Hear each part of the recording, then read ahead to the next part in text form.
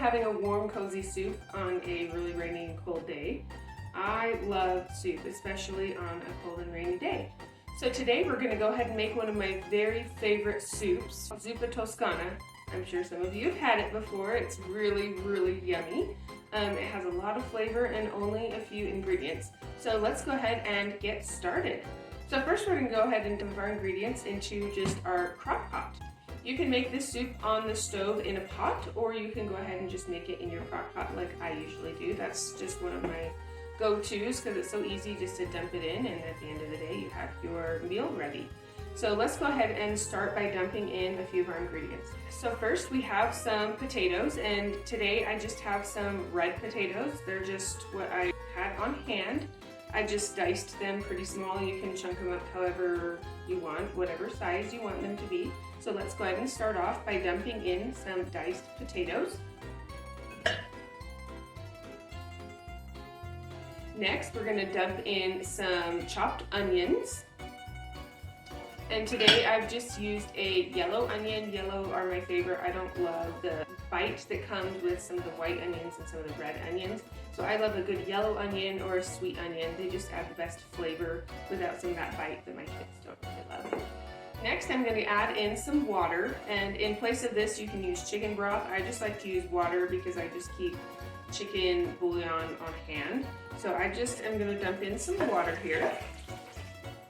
And like I mentioned, I'm going to just use some chicken bouillon in place of using actual chicken broth. It's just an easy way to add that chicken flavor without actually having to have chicken broth on hand. So we're going to dump in some chicken bouillon.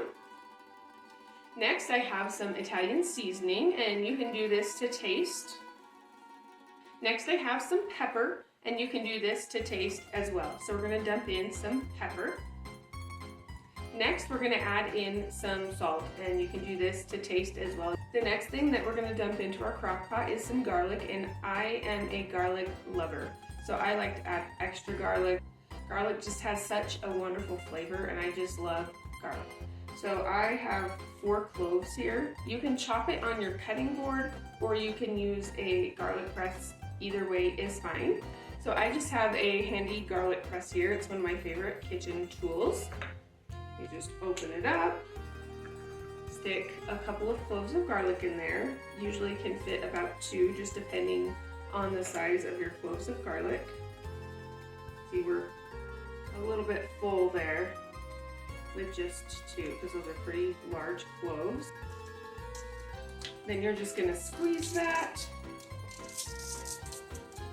and it just minces your garlic right out of there for you. Just chop it off here. Then I'm gonna go ahead and just put 2 more in there, or however much garlic you want. You can use more, you can use less. Just give that a good squeeze.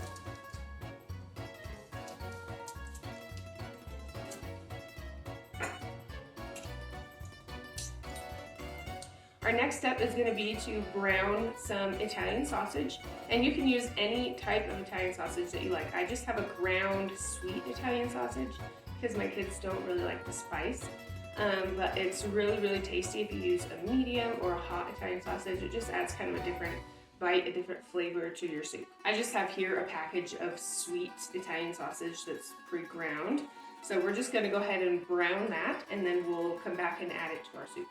Alright, so we have our pan ready to go here. We're just going to dump in that Italian sausage.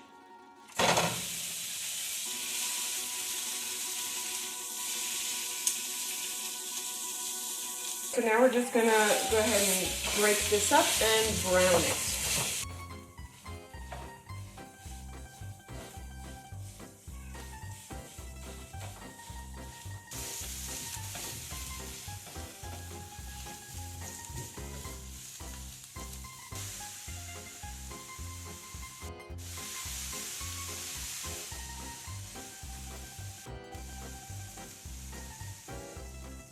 Alright, so our sausage is browned, it's completely cooked, so we're going to go ahead and dump that in our crock pot.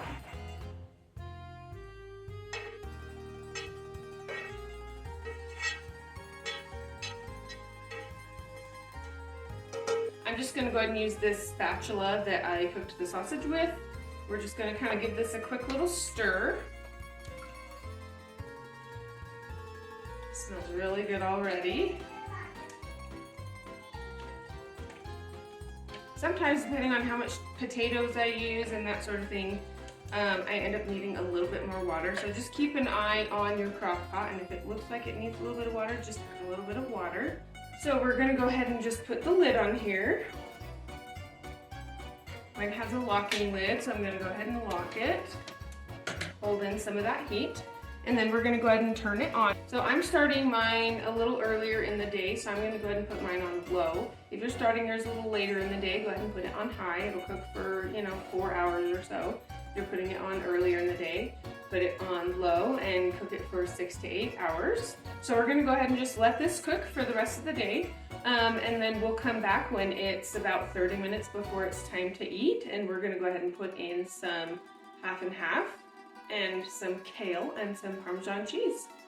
All right, our soup has been cooking for most of the day. Now we're gonna be eating in about 30 minutes. And so I'm gonna go ahead and dump in the rest of our ingredients. So here I just have some kale, and we're just gonna go ahead and dump that in. I've just kind of roughly chopped it.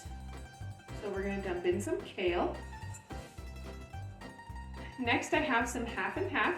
And you can use heavy cream, you can use half and half. You can even just use some milk if you want it to be a little bit healthier. Here I have kind of a mixture of cream and half just because it's what I have. So we're gonna go ahead and dump in our half and half.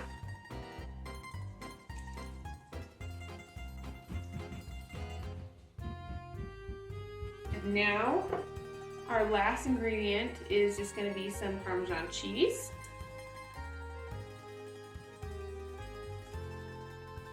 Now we're just going to give this a little stir, and then we're going to put the lid back on and let it cook for another 30 minutes or so, and then we'll go ahead and serve it up and eat.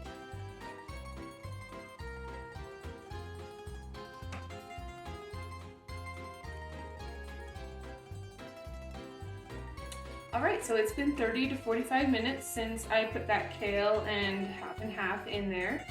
So we're going to go ahead and check it and make sure it's done.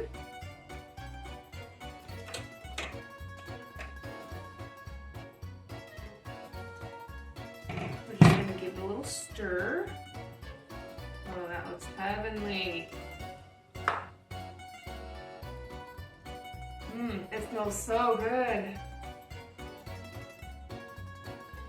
But it looks like that cream kind of made it just a little bit thick, but it's still a little bit watery, which is great. That's about how it is when you normally eat it. It just looks so, so yummy. So now we're ready to dig in and have dinner. Thanks for watching Caty's Kitchen Creations. Don't forget to like and subscribe.